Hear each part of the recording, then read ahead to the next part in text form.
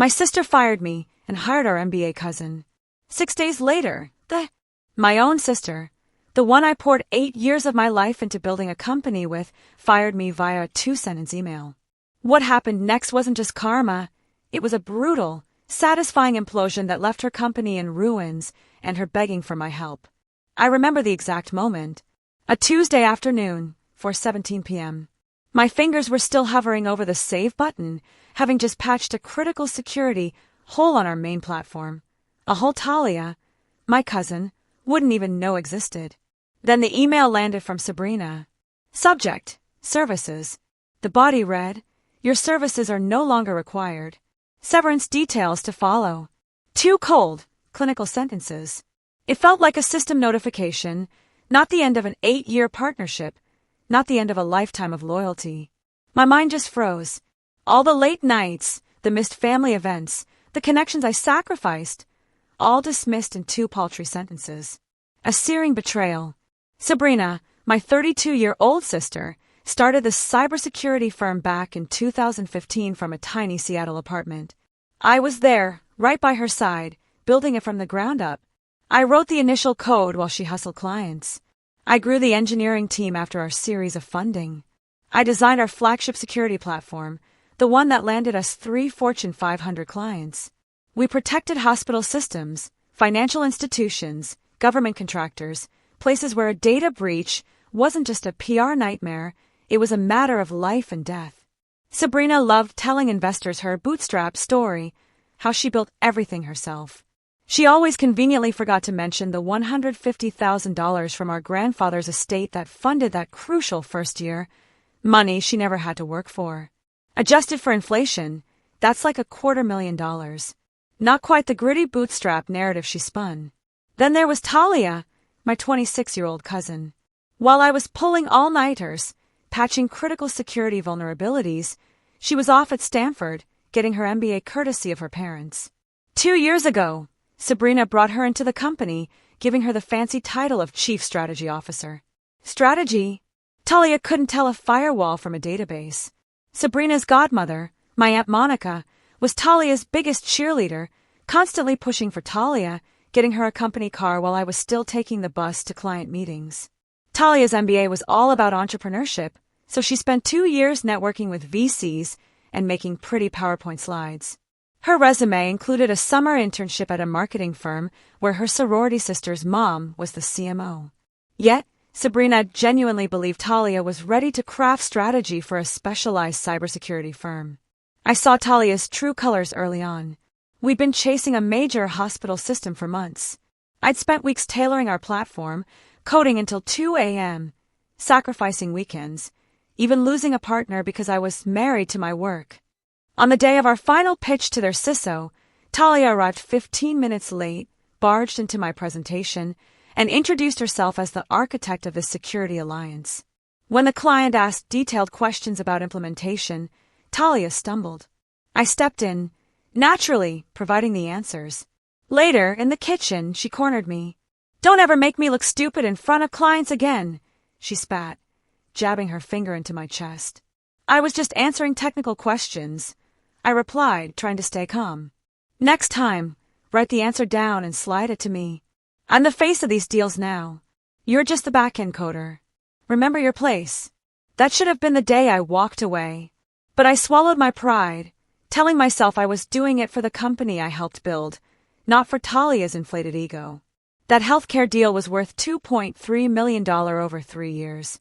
And guess whose name was nowhere on the commission report? Mine.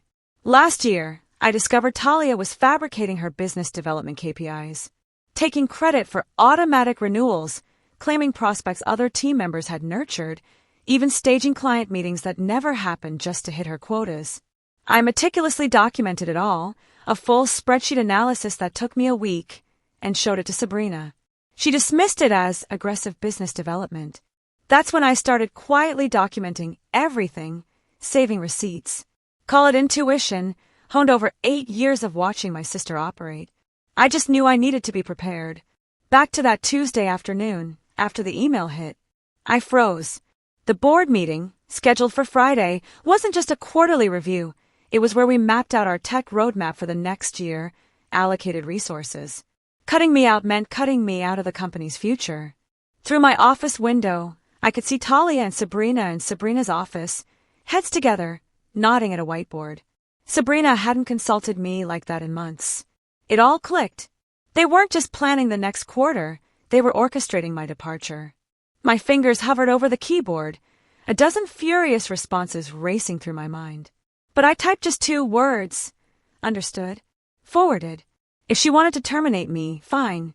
I wasn't going to beg. But if she thought she could cut me off without repercussions, she had another thing coming. I pulled my investment agreement from my desk drawer. My signature, in blue ink, next to Sabrina's, on the seed funding document. I carefully drafted an email to our company lawyer, attaching the clauses about investor withdrawal rights. The sound of my keyboard was like hammering nails into a coffin. I took screenshots of everything, then messaged my personal attorney. Need to meet tomorrow. Company situation changing dramatically. Let's discuss my options. I pressed send, closed my laptop, and walked out, not looking back. My sister wanted to play this game. I wasn't going to let her dictate the rules. The next day, I moved fast. Canceled meetings, cleared my calendar, and sent Sabrina an email stating my decision to step away from operations while seeking a comprehensive financial and technical assessment of the systems I'd created. No emotional appeals, no attempts to mend our fractured relationship. Just the cool, precise language of an investor protecting their assets. 8 years of my life. Missed vacations, friends' weddings, postponed personal goals. For what? To be dismissed with a 2-sentence email. I turned down a senior engineering position at Microsoft straight out of graduation to help Sabrina launch this firm. So Talia could waltz in and take over.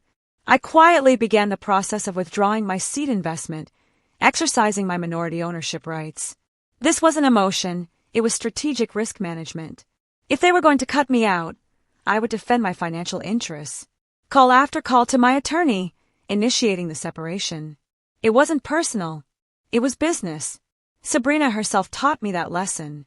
While waiting for my lawyer's response, I saved every piece of code I'd written, every system architecture diagram, every technical specification document, anything that could demonstrate my contributions.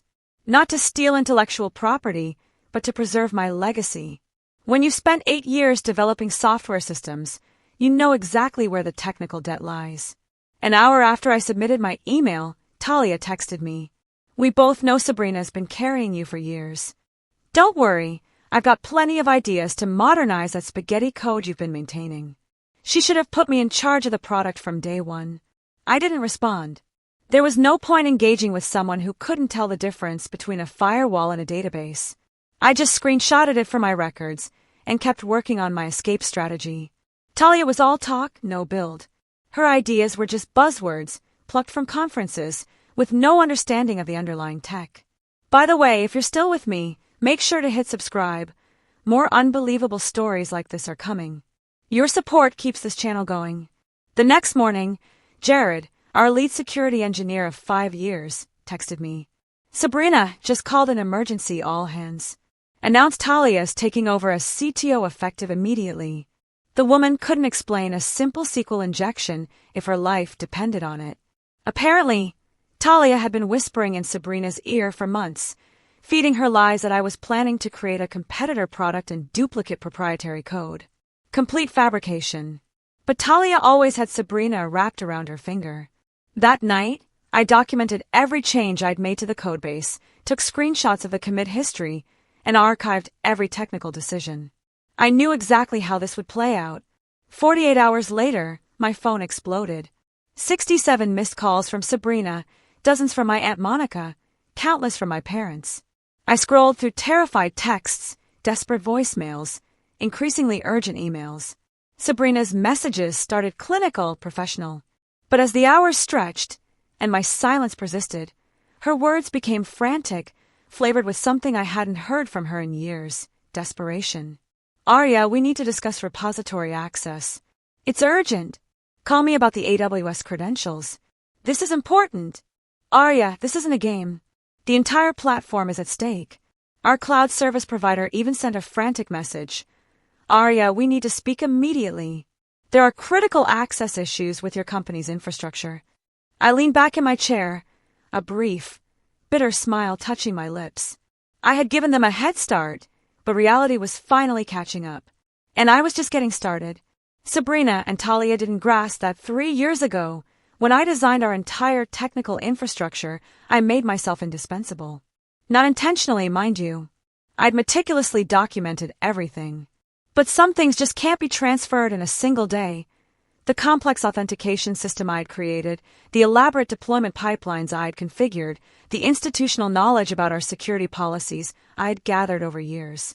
On the 5th day, the messages had escalated from concern to outright desperate. My Aunt Monica's voicemails were breathless. "Please," she stammered, stumbling over her words. My mother's approach was gentler. "Arya, honey, I don't know what's happening with the company, but I'm sure it's just a misunderstanding. Please call your sister." I didn't respond. Mom meant well, but I knew my sister too well to believe this was a simple mistake. Then, on the 6th day, an alert from our company's code repository. I opened it, bracing myself for whatever new disaster had unfolded. As I scanned the logs, my jaw dropped.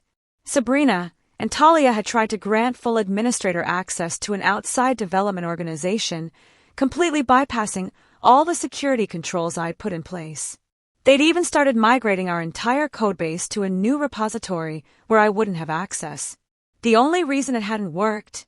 The authentication system required multi-factor clearance for such massive changes, a security measure I'd installed after a near-miss data breach 2 years prior. Sabrina, in her zeal to force me out, had clearly forgotten about it. That was it. My sister wasn't just trying to remove me from the firm. She and Talia were trying to erase my contributions completely, cleanly, permanently. They probably thought I'd be too stunned or hurt to react. They had no idea that by crossing that line, they had given me the perfect reason to hit back. I took a deep breath and called my lawyer. We had a long conversation, and by the end, the wheels were in motion for something far more significant than just withdrawing my seed investment. "They've made this simple for us," my lawyer explained.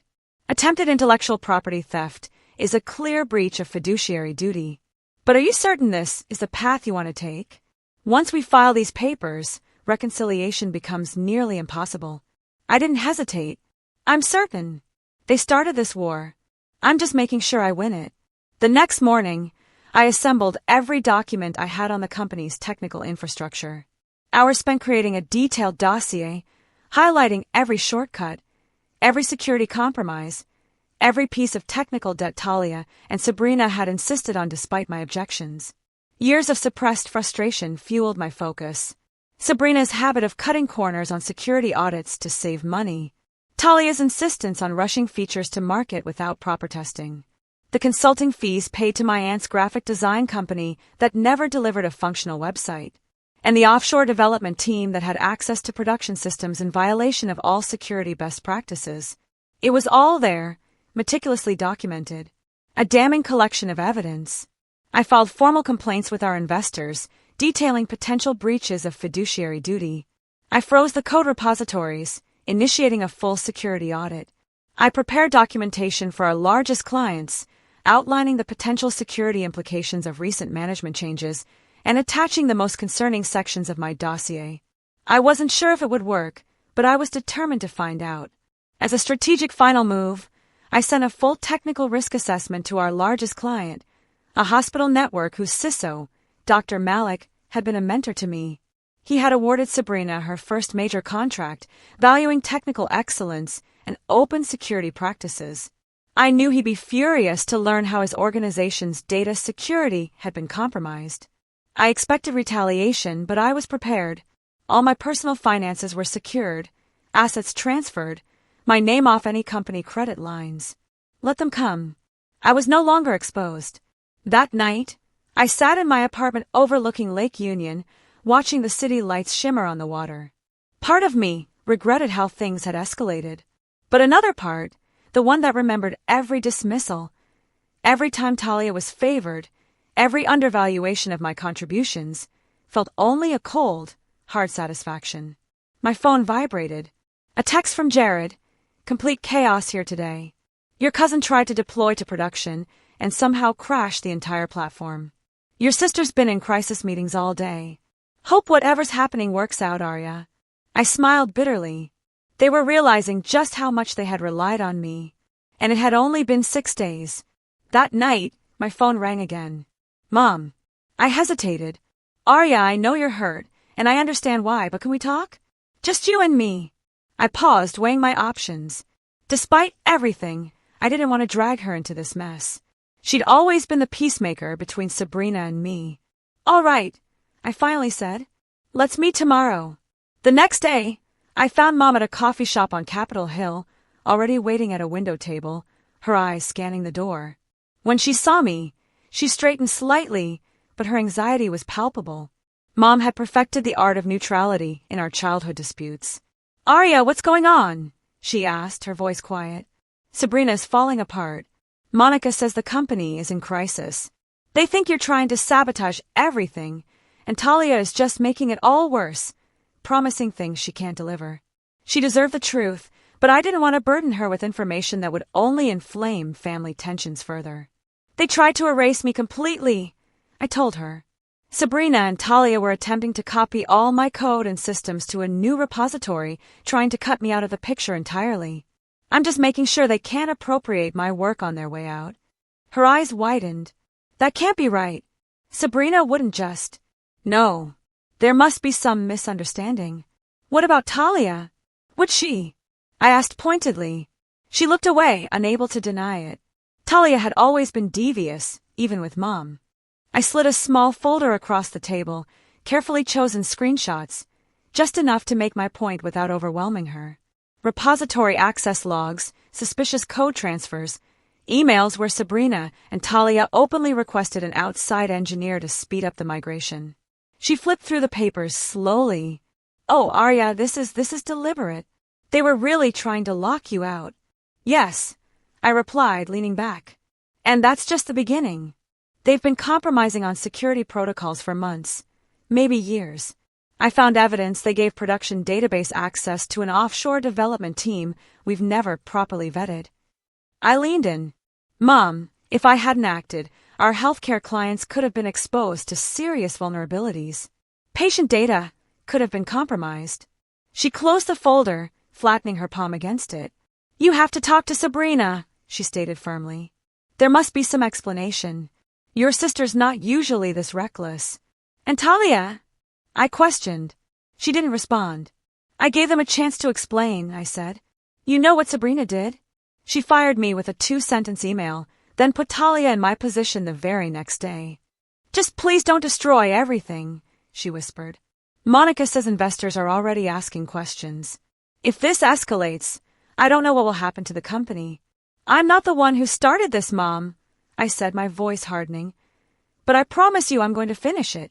That evening, another notification from our code repository. An emergency freeze on code changes. My attorney had leveraged the intellectual property terms I'd insisted on in our operating agreement, the ones requiring my consent for substantial architectural changes, along with the evidence of unlawful access attempts. The server has detected many unusual access patterns, and several large-scale code extraction efforts are still pending. I pictured Sabrina and Talia in that glass-walled conference room, watching the deployment pipeline grind to a halt, their perfectly planned strategy crumbling hour by hour. I wasn't just defending my code. I was exposing fundamental flaws in their leadership. I knew what a code freeze meant. No client updates, bug fixes postponed, the continuous integration pipeline, their lifeline for deliveries, completely severed. It was the technical equivalent of cardiac arrest. I woke the next morning to my phone vibrating relentlessly. My email inbox was flooded with notifications from our repository service, my lawyer, and anxious messages from Sabrina's business colleagues. The security audit had begun earlier than intended, and it was clearly unearthing issues. I reviewed the repository's latest warnings. Access restricted to over 300,000 lines of code, an additional 120,000 lines flagged for questionable commit patterns dating back 3 months. It was a technical bottleneck that effectively halted all product progress. Sabrina had left 5 voicemails overnight, each more urgent than the last. Arya, please. I don't know what you think you're doing, but you're destroying everything we built. Call me back immediately. We can fix this. I deleted them without replying. An hour later, Mom called back. "Arya, what did you do?" she said, her voice strained. "I did what was necessary," I explained quietly. "They're in complete panic mode, Arya. Sabrina is talking about lawyers, about suing for sabotage. Monica is beside herself, and Talia is making wild promises about fixing everything if they just give her complete control." I wasn't surprised. They'd never been adept at handling a technical crisis. I gave them a chance. Sabrina made her move. Talia took my position, and I protected my work. "I'm not backing down." There was a long pause. "Fine," she finally said. "Meet with them. One last time. For me." I hesitated. I owed Mom at least that much. "All right," I replied. "But this is the last time."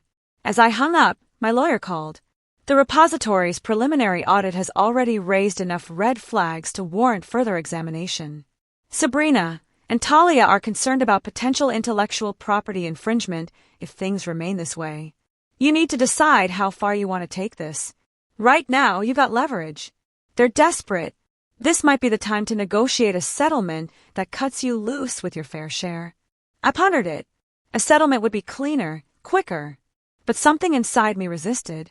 It wasn't just about money anymore. That evening, we met at Sabrina's downtown Seattle condo. I'd spent countless evenings in the sleek high-rise, brainstorming product roadmaps on the balcony overlooking the Sound, celebrating our first $1 million in revenue at that very dining table.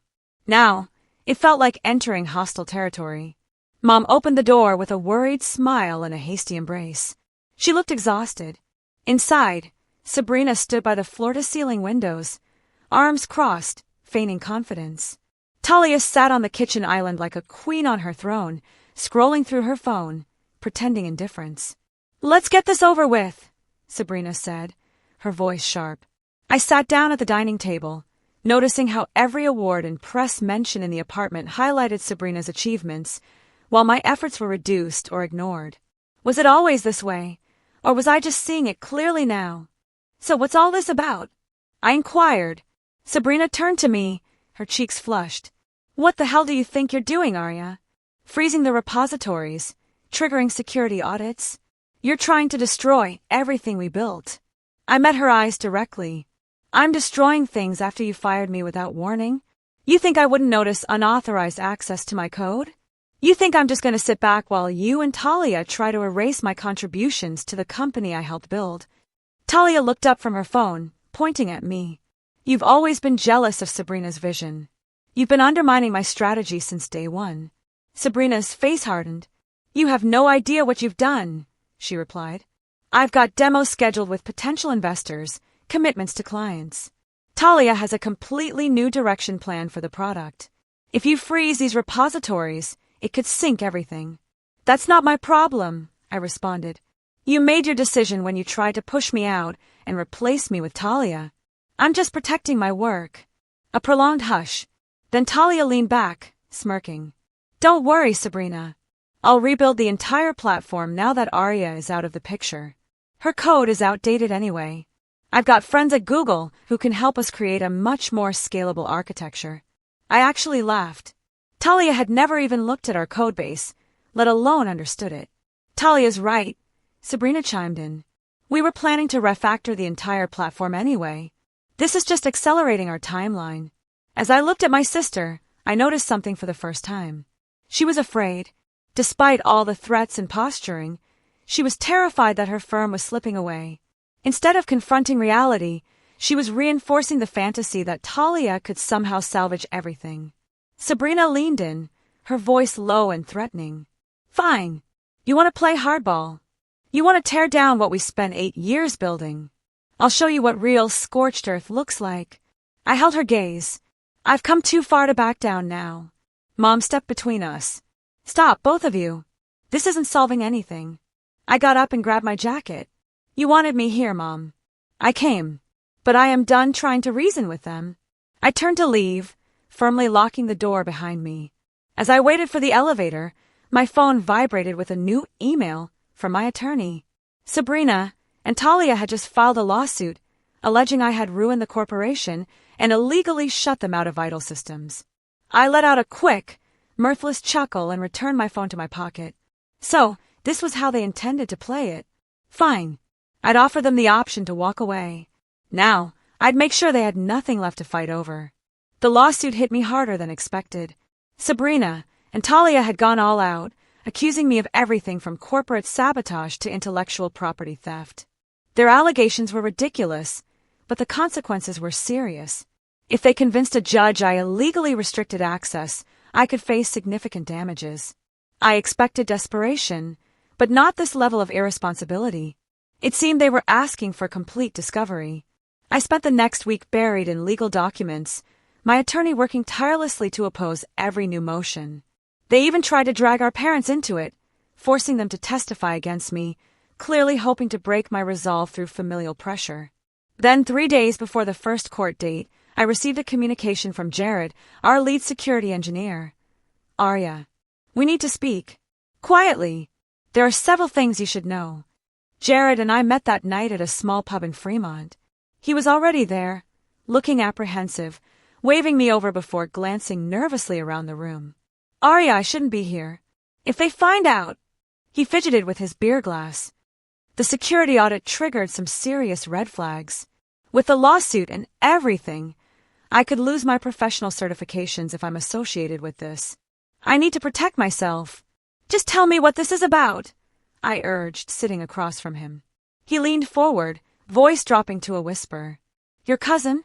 She's been exposing client data for months. Insecure APIs, misconfigured cloud storage, improper access controls. Sabrina only found out recently, but she's been covering it up. It's bad. I'd anticipated some technical lapses, but this sounded far worse. How bad? Potential HIPAA violations, maybe FTC territory. I've been documenting the issues and trying to fix them quietly, but this lawsuit, if it goes to discovery, it all comes out. I can't risk my career, my reputation. He slid a flash drive across the table. Everything you need is on here. Access logs, misconfigured servers, vulnerability reports. Your cousin has been systematically undermining our security protocols for months, and your sister has been helping hide it. It's enough to trigger regulatory investigations. That night, I went through the files. Everything was there. Patient data from our healthcare clients, exposed due to insufficiently secured APIs, with Talia's fingerprints all over the changes and Sabrina's explicit permission on most of them. False security assessments, concealed vulnerability reports, even indications that Talia allowed an outside marketing agency access to production settings containing critical customer data. Sabrina had approved everything, either consciously or in willful ignorance. The following morning, I sent everything to my lawyer with one note. Let us conclude this. By the time the court date arrived, Sabrina and Talia were cornered. Their repositories were locked, jeopardizing client relationships. And now, with this fresh proof, they were facing possible regulatory inquiries. Sabrina looked utterly fatigued as she entered the courtroom, her customary confidence completely gone. Talia wasn't even there. She had supposedly flown to California the night before for an emergency meeting with advisors. The judge ruled in less than 2 hours. The evidence was overwhelming. The complaint was dismissed, and the court mandated a comprehensive technical and security audit of the company's systems. I watched Sabrina's expression as reality set in. She hadn't just lost her lawsuit, she had lost everything. Outside the courthouse, she approached me, shoulders slumped. Arya, you have to believe me. I didn't know how severe the security issues were with Talia's changes. I was just trying to give her room to grow. I almost felt sorry for her. Almost. You chose her over me, I replied gently. Every single time. And now you're paying for it. I walked away, leaving her standing there, looking much older than her 35 years. A week later, Mom called. She had helped Sabrina find a smaller apartment in Ballard. She didn't ask for my assistance, and I didn't offer it, but I transferred enough money for 3 months' rent, more for Mom's sake than Sabrina's. Did you know about Talia? She's ruined the company, Arya. And Sabrina let her do it. She chose Talia over you, over her own company's integrity. I could hear the profound disappointment in her voice. It wasn't just me who had been betrayed. The business had imploded catastrophically. The audit confirmed Talia had been violating security procedures for months. When the security flaws were exposed, the company faced potential regulatory probes, and the majority of their large clients terminated their contracts. The Portland office was closed. The Seattle headquarters was reduced to a single floor. Talia had vanished to California. Last Mom heard, she was trying to find a job at a friend's startup, avoiding Sabrina's calls and showing no remorse for the damage she'd done. I signed the final papers, severing all technical and financial links with the company. With my settlement and professional reputation intact, I was 4 weeks into starting my own cybersecurity consultancy in Vancouver, British Columbia. Different countries, different markets, yet comparable industries. I had secured a modest office space, brought in 2 trustworthy engineers from the Seattle organization, and began developing something entirely my own.